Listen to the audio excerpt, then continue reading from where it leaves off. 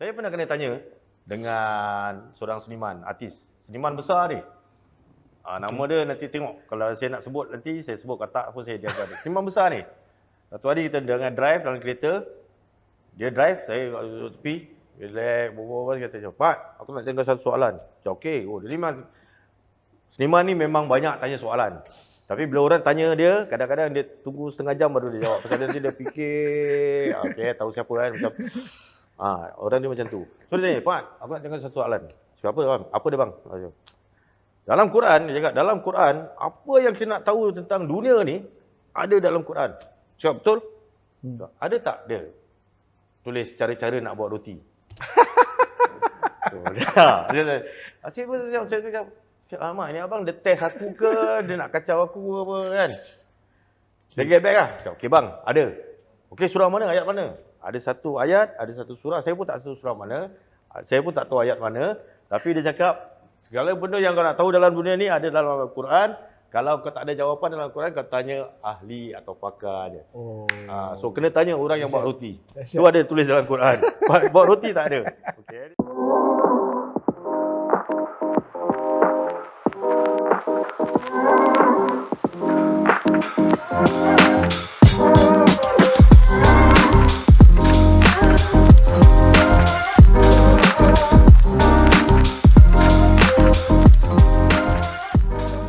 Assalamualaikum Ustaz. Waalaikumsalam warahmatullahi Terima wabarakatuh. kasih Ustaz. Alamak, terima kasih sibuk hari Jumaat boleh datang. Alhamdulillah bang. Okay, ini dekat terus. Ini first episode Chip Chat yang kita bawa masuk studio.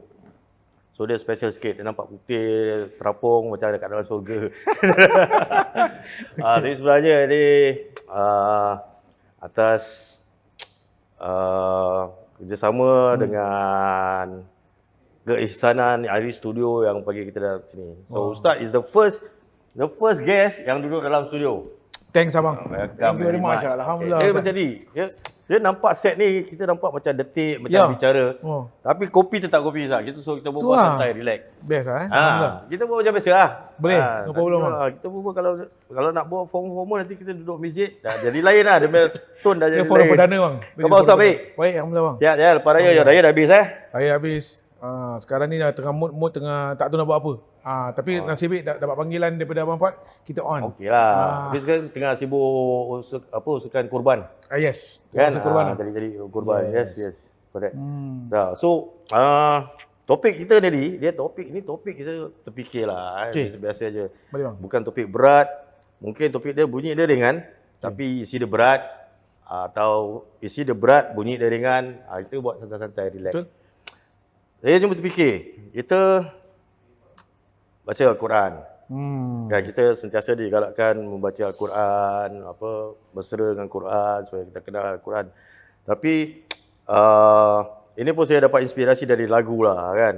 Ada yang lagu dari Malik. Saya tak ingat Malik dengan siapa lah. Malik selalu dia collaborate. Malik rapper Malik Tufek. Dia hafaz bila lafaz tapi mereka tidak faham. Kan? Okay, betul. Something like hadam tapi mereka tak faham. Ya. Kan? So sama dengan Quran. Kita lahir, dibesarkan, dididik dalam bangsa Melayu. Betul. Yang Arab tu jauh daripada kita. Betul. Kecuali kita memang specialize, belajar bahasa Arab, kemudian mengaji Quran yang betul-betul specialize. Kalau tidak, kita kehidupan biasa, sebagai manusia biasa, orang Melayu biasa, yang macam saya, tak faham bahasa Arab. Kalau faham pun anak inti, isnin, wahid, isnin, salasa, sampai itu lepas tu nombor 6 saya terfikir apa nombor 6. So, what can you share? Apa yang Ustaz boleh share bila orang baca Quran, hari-hari baca Quran tapi mereka tak faham. So what is it? Okay. First of all saya nak cakap terima kasih kepada Abang Fat Hamzah yang jemput saya dekat sini. With a beautiful setting, katanya saya the first kopik First kopik. So alhamdulillah juga. Okay, go back to that question yang Abang Fat tanya talking about Al-Quran. So alhamdulillah saya ni dapat pendidikan daripada madrasah dan juga sampai kepada tahap Universiti Al-Azhar, balik mengajar kerja masjid. Saya punya forte ataupun saya punya minat, saya score saya punya subjek kat sekolah ni Mu'an Tauhid dengan Al-Quran. So ini dua memang saya minat. when come to Al-Quran kat sekolah, saya berikan perhatian kat dalam kelas tau. Kalau maths, itu yang susah tu. Kalau Melayu, kalau maths tu, dia macam ibarat kata, dia tak boleh magnet gitu. Kalau saya lah. Tapi kalau Al-Quran saya hidup. Saya, Masya Allah, Ustaz explain every surah, saya akan minat. Saya akan berikan perhatian. Sampai satu ketika ni bang, sebelum saya jawab soalan abang tu kan. Saya ketika dekat Azhar ni, ni kupasan daripada doktor pensyarah ni dekat sekolah. Dia baca surah ni. Qad aflahal mu'minun allazina hum fi solatihim khashi'un. Saya tak pernah dengar ayat tu semenjak saya sekolah kat madrasah. Saya pun tak pernah dengar haven't listen to that ayat. Because dekat sekolah dia selalu surah Lazim, surah Qiyamah, surah Al-Kausar, surah Juzuk Ammah, surah Rahman, surah Yasin. Okey, itu surah dalam juzuk 30. So, bila ustaz tu baca ataupun lecture tu baca, qad aflahal mu'minun allazina hum fi solatihim khashi'un. Saya tu melekat sih. Ada few lagi verses tau. Ni number 1. Nanti nombor 2 saya masuk. Jadi number 1 tu dia kata telah berjaya orang yang qad aflahal mu'minun, telah berjaya orang yang beriman yang mana di dalam solatnya mereka mereka mendirikan solat dan solat mereka khusyuk. Itu baru first saya dah macam terus dah stun macam oi best yo kan, tak boleh dengar. Jadi bila dia punya kupas lagi, baru kita akan faham dia punya language di dalam Quran. So tu every morning kalau saya kasih kuliah online saya tafsir kan, I always mention apa tahu, kita ni bang, kita ni orang Islam patutnya Al-Quran. Seem like the Christian, diorang hold to the Bible. Okay. Diorang hold to the Bible. So why orang Islam kita ataupun kita sendiri orang Islam tak pegang pada Al-Quran? Macam Mama kata, you understand tapi kadang-kadang bahasa Arab tu orang kata tu nak baca tu sikit mencabar ataupun mungkin perlukan lebih bit masa sebab Al-Quran bahasa Arab. Kita pula Nusantara bahasa Melayu kita guna pakai dia sama mother tongue kan. So kelebihan pelajar-pelajar madrasah ni mereka boleh conquer dia punya Arabic. So balik kepada faham. If you faham, you akan feel enjoy dengan apa yang terkandung Quran. That's why I always encourage, saya punya style of sharing dalam kelas adalah motivate people to engage. Walaupun alih bata tak apa. Yang penting kita start somewhere. Faham. Jadi gitu lah. So I think interesting pasal macam Ustaz cakap, the Christians ada dia punya Bible. Betul. So they can carry Bible every day, buka, diorang baca, diorang faham. And then they understand the context. Kalau tak pun, diorang faham bahasa dia. Macam kalau kita kita nak buat Quran, mana-mana ada sensitivity. Maksudnya ada tempat-tempat yang kita tak boleh masuk. Kita kena jaga, kita kena aware yang okay ni kita ada buat Quran. Tempat ni tak boleh langgar, tak boleh langkah, tak apa semua. 1. 2, the closest yang kita boleh buat, yang saya pernah cuba amalkan baca Quran every day, tiap hari, tapi dalam bahasa Inggeris. So that I can okay, this is the meaning. But ada masa-masa yang saya rasa aku baca Quran ke? Pasal yang kita tahu konsep membaca Al-Quran, kita baca Al-Quran yang betul-betul dalam bahasa Arab. Kan? Kita sebut lafaz Al-Quran. Dan bila kita baca buku yang the English version of Al-Quran, ada satu versi Al-Quran yang dia tidak tulis ikut surah pun. Dia ikut aturan surah, tapi bila kita buka, kita nampak dia macam storybook. Macam novel. Ada, there's one Quran. I lupa apa version, but I have that one. So bila kita baca, saya baca, kadang kita faham lah apa isinya semua, cerita dia. Tapi kita tidak rasa atau tidak ada disiplin atau sikap, attitude kita seperti kita baca Quran. Pasal it looks like we read storybook. Kan? So kalau kita nak baca Quran dengan sikap menyikapi membaca Al-Quran, kita duduk betul-betul ala kiblat baca. Faham. Kan? Itu satu amalan yang lain. Tapi bila kita buat yang itu, kita pula tak faham. Ya, dia ada dua benda. So, which? Mana yang maksud saya mungkin lebih afdal. Kan? Afdal. Arab afdal yang jauh. Mana lebih baik? Mana lebih baik? Kita baca Quran dengan sikap betul-betul sikap membaca Al-Quran, duduk baca dengan telatin, dengan pelan-pelan, taltil tapi tak faham. Dengan kita buka dalam bas, this is Al-Quran in English, which one is better? Dia subjektif abang. Pasal saya pernah jumpa dengan Nadia Emdin punya husband. Saya pernah ada buat live Bilal. I buat live Facebook kan. Jadi I pernah tanya dia pernah came close dengan this one soalan kepada ustaz. Dan dia ni basically for sure dia France kan. Nah, suaminya Nadia Emdin. Jadi dia punya understanding of apa nama dia, Tuhan tu dia boleh bawa kepada Al-Quran. So cara dia bila dia datang waktu kita nak buat live dengan dia datang dia tu sembahyang dulu. Sembahyang maghrib waktu tu dia nak solat tu. First bermakna dekat sini bang don't talk about Al-Quran, talking about macam mana dia letakkan Tuhan dalam diri dia tau. So timbul perasaan tu dan understanding of Allah dulu, pencipta Allah Taala yang Maha Kuasa. Then from there dia akan bawa kepada minat untuk membaca Quran. So dia can go that also. Reverse. Ya, reverse juga. Dia boleh macam kita budak madrasah, kita kena start alif, ba, ta, sa. And then baru kita Then baru masuk. Then kita boleh go that balance. Ada yang terbalik, ada yang faham Al-Quran like those yang non muslim ataupun non revert Revert don't suka, kalau bukan orang suka, lebih approachable lah. Kalau convert little bit orang kata tu lain sikit. So banyak kan orang suka gelarkan mereka as a revert. So asalnya pun mereka orang Islam katanya mereka lah. So bila mana orang dah go through the understanding of Al-Quran, the meaning, then diorang akan cari dia punya the source of it which is Al-Quran. It can be that way juga bang. Sebab tu bila kita buka, kita trigger diorang untuk faham Al-Quran, diorang akan find the soul. Sebab tu kalau kita baca Al-Quran dengan nada, dengan irama dia yang lenggok dan sebagainya, dengan taranum whatever kat Masjid Mekah, kita buka Al-Quran, kadang-kadang ada orang buat buat social study ke apa, social experience, yang kasih Mak Saleh non-Muslim dengan Al-Quran. Dia kata it's very soothing, menenangkan. So, they can be that way juga, instead of kita try to understand, tapi kita tak dapat dia punya soul, tak dapat dia punya roh dia. So, I punya style, kalau let's say I share ke apa kan, I cakap dengan dia, tak apa, tak kisah. As long as you appreciate Al-Quran, then you start to go back to the Al-Quran. Pasal dia memang mencabar bang. Ada orang alif bata dia menggeletar sikit, nak belajar kan, nak tulis ada apa. yang boleh belajar, boleh faham, tapi nak sebut pun susah. Itu. Kena lidah Jawa kan, alif bata, dia jadi bunyi dia lain kan, makhraj dia lain. Tapi kalau ada orang semangat bang, dia totally dahsyat, conquer everything tau. Dia punya meaning, dia punya understanding, dia punya flow of the story, dia punya word. I suka Hamzah Yusof. I think he's a convert. Hamzah Yusof. Then I suka Noman Alihan punya sharing about how dia interpret Al-Quran tu. Saya suka those yang orang kata tu yang makhraj alunan Al-Quran also I like, because dia bring peace kat dalam spirit kita, kita punya roh kita bang. Kita punya. So that's why I look at it. So is boleh go through that subjektif dia boleh pergi ke understanding dulu, boleh bawa kepada Al-Quran. Sebab akhirnya pun nanti kita sebenarnya tetap kena baca bahasa Arab. Itu yang tapi macam orang cakap, dia kadang baca tak ada penghayatan.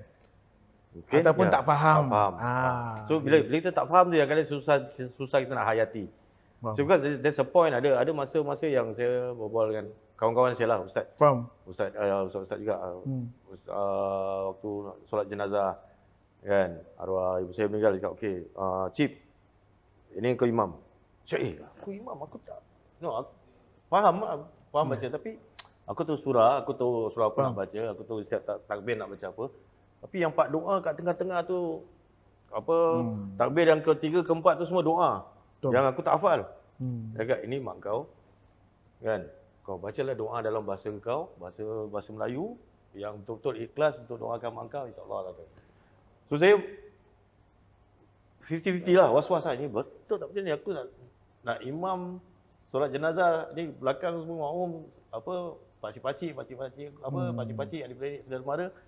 Tapi tak faham, tapi ustaz-ustaz yakin insya-Allah kau doa sampai tu. Misal kau tak faham Arab pun. Kan?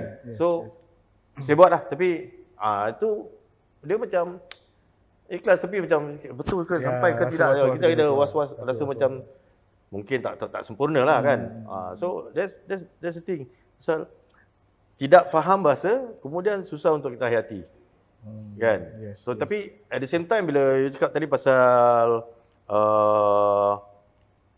mahraj atau tajwid, bunyi orang baca Quran, ada sound wave yang boleh tenangkan diri kita. Because scientifically it's proven. Sebab tu ada, this is the thing, pasal tak faham.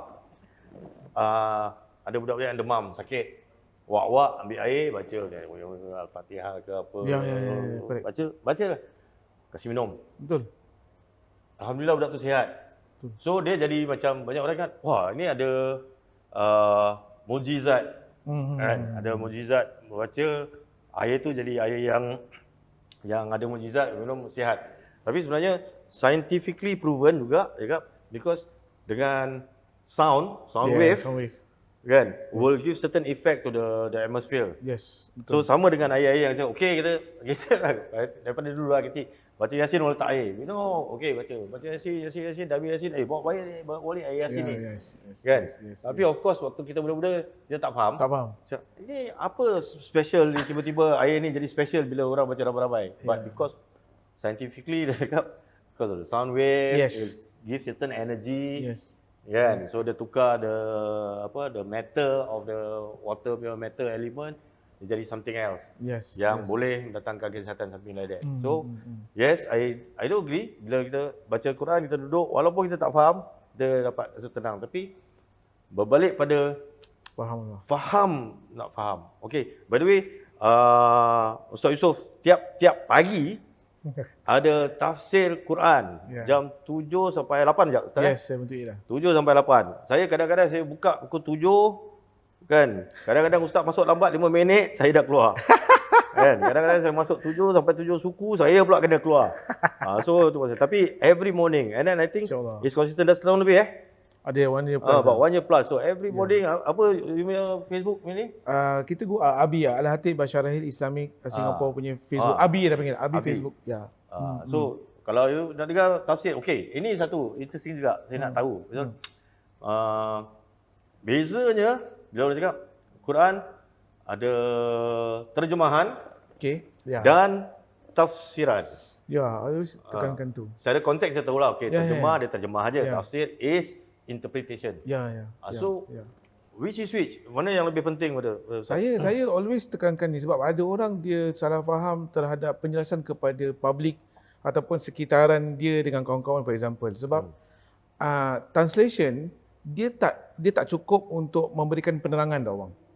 Translation dia setakat awak I atau awak you kan macam gitu. Setakat dia translate word by word. Tetapi kalau tafsiran, the understanding of the context of the ayat, apa sebenarnya maksud dia?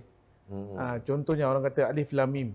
Apa maksud dia? Ada orang nak tahu. Tapi kalau kita tengok betul-betul by all the expert scholars, kepakaran tokoh Al-Quran tersebut, dia katakan alif lam mim tak ada yang makna yang khusus kecuali Allah saja yang tahu. Betul tak? So kalau kita pandai-pandai alif ni aku, lam ni kau, lu. Contoh kan? Mim so you try to interpret yourself dengan you try to translate. So sebab tu saya tekankan every time kalau saya start, actually Monday, Tuesday, Wednesday dengan Sunday lah. So 3 hari. 3 hari tu pun pada saya dah compact. Saya akan cakap always starting translation is dia punya terjemahan ayat, whereby pemahaman, the understanding of the ayat, commentary tu dia perlukan understanding from the expert. That's why saya pun sendiri cakap saya tak pandai, tapi saya belajar, saya ambil daripada buku kitab-kitab daripada orang yang pakar. Always that. So I tak lari bang. Jadi bermakna apa-apa pun I tak use my own desire to translate the ayat. Saya takut pasal kadang-kadang dia boleh bukan maksud yang sebenar yang saya nak translatekan. So always saya tekankan tu. So bermakna how you want to become expert? So you need to learn lah. Like doktor, always saya kasih example doktor ada doktor gigi, doktor mata, doktor tulang, sama juga ustaz pun dia perlu ada kepakaran certain things. Not everything dia champion lah. For me saya tak champion dari segi fikir, hukum. Apa hukum makan daging yang tak sembelih contohnya. I know tapi itu basic. You can go deeper, dia kata okay ni ada different kind of thought, school of thoughts. Dia ada banyak macam school of thoughts kan. So itu. Tapi kalau tafsir memang saya sedap lah. Pasal I love, first of all, I must know, saya mesti nak tahu tauhid dulu. Allah siapa? Then from there Allah kata-kata macam mana? Dan Allah letakkan kata-kata tu di mana? Dan siapa yang bawakan kata-kata tu ke kita? Faham tak? So all that dia ada hierarki, dia ada macam flow lah. SOP lah. Macam kita kerja, kita SOP dan sebagainya. Ilmu tu bukan setakat tafsir aja kan. Betul. Semantik, yes. ilmu mantik, logik and so on. So, okay, kita tahu yang Quran diturunkan dan kita beriman pada Quran. Yang Quran ni turun adalah ayat-ayat dari Allah Taala. Betul. Alif lam mim zalikal kitabul la macam faham aja. boleh faham dah faham. Faham sikit dah, faham yang difahamkan. Sebenarnya tak faham, dia difahamkan. Kita difahamkan yang ayat-ayat Quran boleh harus atau wajib dipercaya 100%. Kerana tidak ada campur tangan manusia. Okey. Okey. Kan? Okey. Okay. And then soal dia sekarang, bila kita Quran yang kita tak faham, kemudian ada terjemahan, kemudian ada tafsiran. Kita Tafsiran is interpretation. Yeah, we all know. Okay. Yeah. Okay, but ini soalan agak rumit lah, tapi kita kena soalan. Ada benda-benda yang kita terfikir. Ya, ya. Bila ada interpretation, that means there is also possibility of misinterpretation. Understand. Yeah. And then the interpretation by different people. Yes. Different ustaz, different ulama. Yes. Yang pakar-pakar, semua pakar, semua ada pakar bidang masing. Tapi ada yang misinterpretation atau counter interpretation. Yes. Kan ini faham tafsirkan lain, yang ini tafsirkan sedikit lain, berbeza. So macam mana kita kira kalau cakap which one you want to, mana nak ikut lah. Kalau cakap straight kita nak ikut konyol-konyol, ikut okey, habis ni betul. Faham. Satu. Because kita memang konyol lah, tak tahu apa-apa kan. So ustaz ni cakap okey, ini ambil ni. Sekali dengar ustaz ni cakap ni nak ambil mana satu. Ya. Because because like I said tadi, macam saya cakap, kalau ada interpretation, there's possibility of misinterpretation. Yes, betul. Saya suka tu, macam okey, kita belajar about this penafsiran ni dengan berbagai penafsiran pendapat. So in the school, in our school, kita exposed to different school of thought. So dia bermula dengan ideologi pemahaman. So ada satu kumpulan ni kita ahli sunnah wal jamaah. Ahli sunnah wal jamaah. So ada ahli sunnah jamaah tu pegangan dia adalah berbeza dengan Mu'tazilah. Mu'tazilah dia use the logic first, then they use the wahyu. Kita terbalik. Kita pakai wahyu dulu baru pakai logik. Pasal kita tak boleh override logik. Macam contohlah, okey, bila kita nak mati, tak ada orang tahu sih. Betul. Bila okey Ustaz, saya Suhaman lepas keluar je saya akan meninggal. Tak ada orang boleh confirm. Kan nobody can. In fact kita pun takut pasal cakap pasal mati. So that is considered apa? Wahyu. So logic is bawah. Okay. You know what I mean? So kita tak boleh logik dulu baru wahyu. That is what we learn at school lah dekat ni Azhar punya format. So from there je kita realise that ada benda dalam Quran that you know that Allah Ta'ala tahu, kita tak tahu. Jadi yang macam saya katakan, rezeki kita, mati kita bila, berlahir seorang tu bila, kita tak tahu. Itu semua daripada Tuhan. So bila part ada satu golongan ni yang gunakan logik, itu yang kadang-kadang dia bercanggah. Antaranya perkara, ada satu ayat dalam Quran, dia kata yadullah fawqa aydihim, tangan Allah tu di atas tangan mereka. Now how you want to translate that? How you want to understand that ayat? Tangan Allah di tangan, yadullah fawqa aydihim, tangan Allah di atas tangan mereka. So dia ada dua, dia panggil halaf dengan salaf. Okay, salaf mengatakan tangan-tangan lah. So kita tak boleh interpret more tau. Stop there. So bila Malaysia kata halaf pula, dia katakan tangan tu adalah kuasa. It's a power. Faham tak? Kuasaan Allah atas kuasa mereka. So we can easily say, kalau cakap mudah dia, itu perlambangan. Okay. That means kalau tangan manusia is tangan manusia. Tangan Tuhan can also be a symbol of the kekuasaan lah. Yes, kan? Tahu kan? Interesting bila cakap logik dengan ini. Logik dengan wahyu. Wahyu, betul. Kan? Ada revelation. Revelation dengan wahyu, dengan logik, dia two different. Dia boleh together, tapi which one come first? Mana kita nak respect dulu? Respect the revelation ataupun logic first? Okay. In term of Quran punya perspektif tau. Ada benda kita kena pakai logik masuk akal, maths, all this perlu calculation, use logik apa. Tapi comes to wahyu, dia tak kena very rationally think, yang sebenarnya kita cakap pasal spiritual punya component, whereby kita tak nampak dengan mata kasar. Faham tak? So that's why all component semua nak kena consider. Macam tu saya kasih contoh, orang ketuk pintu ni pakai logik. Mantik. Orang ketuk pintu, kita tahu ada manusia kat luar, tapi tak tahu siapa, lelaki ke, perempuan ke, budak ke, orang tua ke. That's how kita punya logik terbatas. Tapi logik dia boleh juga. Kalau kita tu kat luar, kita tak tahu lelaki perempuan, kita buka tak ada orang. Pun logik juga kan? Itu dia punya logik cik. Itu logik 12 malam ke atas. Itu part logik dah kena tanya Casey lah, malam seram kan. Casey ni apa case kan, orang kata itu. Tak ada orang. Okay, within logic dengan wahyu just now, interesting. Okay. Setiap Muslim atau Islam is a thinking religion. Betul?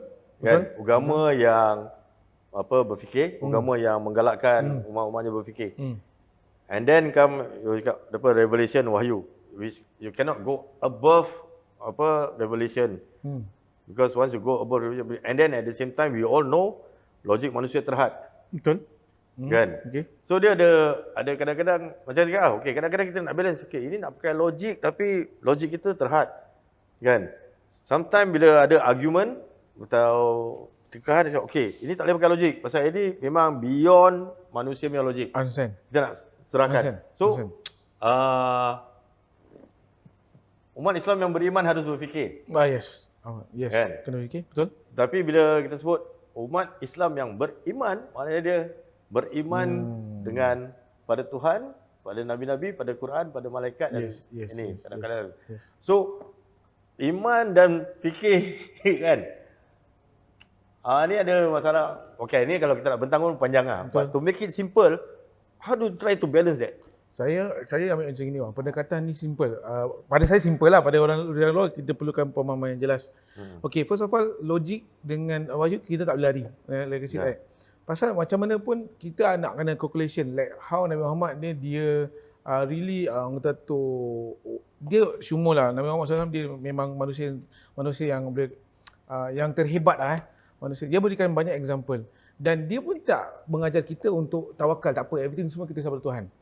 Bermakna itu tak ada usaha apa, you not using your logic how to counter, macam mana nak cek rezeki.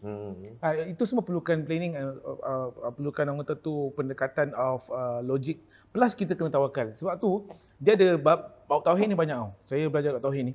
Okay, first of all, kita nak kena tahu kita punya core kita, adakah kita ni seorang beriman yang hanya bersama pada Allah, ataupun kita buat aja, kita tak mau fikirkan pasal Allah, ataupun macam mana. So kita nak kena ambil jalan pertengahan. Kata Nabi, is khairul umur awsatuha, sebaik-baik perkara, dia must moderate. So when you say moderate, you nak kena be concurrently antara faith dengan juga logic tu must be together. So once you do this, you buat, tapi lepas tu tawakal. Ada orang, tawakal je. Itu buat tak. Islam tak. Islam so kata kau usaha dulu, baru kau tawakal. So dia mana macam ni, it can go concurrently together. So logik sebenarnya dalam agama Islam ada, tapi kadang-kadang segelintir pemahaman yang buat orang beriman tu berpisah daripada logik. Sebenarnya logik yang dengan iman dia jalan seiring bang. Jalan seiring. So bila mana Al-Quran, tengok Al-Quran dia ada flow of, ada benda yang Allah cakap dalam Quran tentang human punya perspektif. How you develop your family. Kan, macam mana you aturkan. You kalau apa-apa you nak kena bincang dalam surah Syura. Kemudian juga you nak kena tawakal. Kemudian juga you strategi of perang, macam mana you nak membesarkan anak. Kalau bercerai apa dia punya awak je belum suruh who's the welfare, siapa nak jaga. Lepas tu nak membesarkan anak, baby nak kena kasih susu selama 2 tahun. All that is logic saya tu. Kan? Tapi Allah Taala dia digabungkan dengan spiritual that nampak dia concurrent macam beautiful. Nampak itu yang saya kalau nak cakap bahasa tafsir bang, tak habis bang. Terima kasih Ustaz. Thank you very much. Okay. This thing is like ya, ini kalau tak berbual actually panjang kan. Tapi kita biar program ni kita setengah jam. InsyaAllah nanti kita InsyaAllah boleh. Tapi ini pasal Quran ini interesting kan. Last line lah saya kasih last line. Last cerita. Ini saya kongsi lah. Saya pernah kena tanya dengan seorang seniman, artis. Seniman besar ni. Nama dia nanti tengok. Kalau saya nak sebut nanti, saya sebut kata pun saya jaga dia. Seniman besar ni. Satu hari kita dengan drive dalam kereta. Dia drive, saya duduk tepi. Relax, berbual-bual. Dia kata, Pak, aku nak tanya satu soalan. Cakap, okey. Jadi memang seniman ni memang banyak tanya soalan. Tapi bila orang tanya dia, kadang-kadang dia tunggu setengah jam baru dia jawab. Pasal nanti dia fikir, okey, tahu siapa kan. Macam, orang dia macam tu. So dia tanya, Pak, aku nak tanya satu soalan. Cakap, apa bang? Apa dia bang? Dalam Quran, dia cakap, dalam Quran, apa yang kita nak tahu tentang dunia ni, ada dalam Quran. Cakap, betul? Ada tak dia tulis cara-cara nak buat roti? Saya cakap, Ahmad, ni abang dia test aku ke, dia nak kacau aku ke apa kan? Dia get back lah. Cakap, okey bang, ada. Okey, surah mana, ayat mana? Ada satu ayat, ada satu surah. Saya pun tak tahu surah mana. Saya pun tak tahu ayat mana. Tapi dia cakap, segala benda yang kau nak tahu dalam dunia ni ada dalam Al-Quran. Kalau kau tak ada jawapan dalam Al-Quran, kau tanya ahli atau pakar dia. So kena tanya orang yang buat roti. Tu ada tulis dalam Quran. Buat roti tak ada. Okay, anyway, terima kasih Ustaz. Kan, thank you very much. InsyaAllah, terima kasih. Yes, insyaAllah. Very short, tapi berbual laju Laju kan? Lagi okey tak apa, nanti kalau diorang nak dengar, diorang boleh repeat. Okey. Tapi kena steady. Saya memang berbual laju, kalau nak pelan-pelan sikit pun boleh juga. Tak Saya apa. khutbah Jumaat. Okey, Ustaz, terima kasih banyak. Okay, thank you very much. Thank you everyone. Terima kasih kepada pihak penganjur. InsyaAllah. Rajin-rajin baca Quran Assalamualaikum.